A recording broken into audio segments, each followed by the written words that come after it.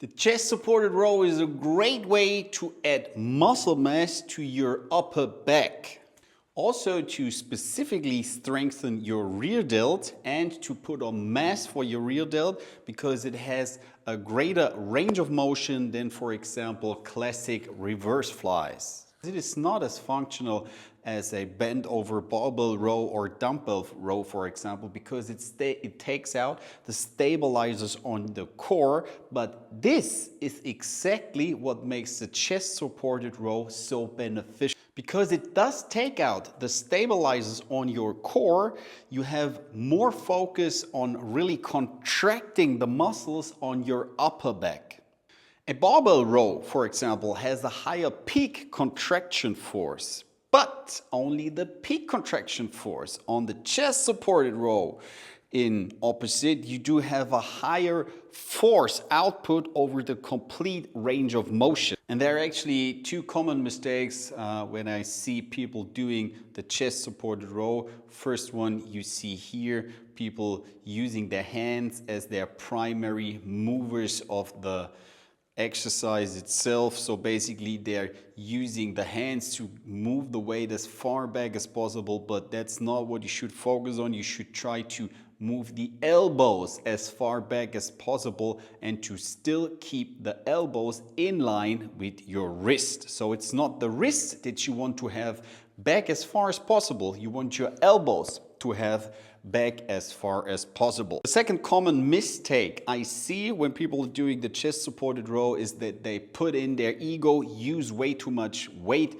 and then lean back on the exercise. So basically they're doing a barbell row with this machine. Of course, you will train your upper back with this movement. Of course, you will get tension. Of course, you will build muscle. Of course, you will build strength. But that's not the purpose of this machine. The purpose of this machine is to isolate the upper back muscles by taking out the stabilizers on your core so that your upper back has to work harder. The muscles have to contract harder.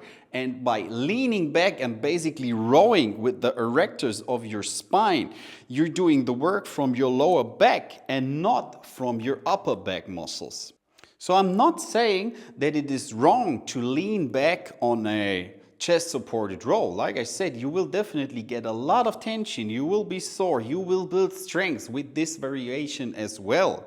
It's not a question of which one is wrong, it's a question of what is your goal. So if you want to isolate your upper back muscles, I really would try to lean into the pad, letting your abdominal muscles, your lower back muscles, your complete core really loose and focusing on moving the weight with simply only your upper back. And you could actually use both of those variations in a mechanical drop set to further engage your upper back muscles and to increase training stimulus by achieving more fatigue in the targeted muscle group. For this, you start with the chest on the chest pad, simply rowing the weight with the elbows moving as far back as possible while keeping your core as loose as possible.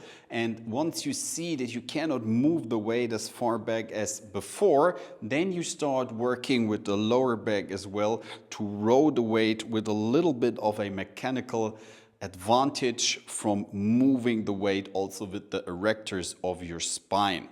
If in addition you then, on the eccentric part of the movement where you lower the weight, or let's say where your elbows are going forward again, you lean into the pad again and then you let the weight slowly go forward, because on the eccentric you will always be able to move more weight than on the concentric. Then you will have the highest fatigue you will ever had in your upper back, guaranteed.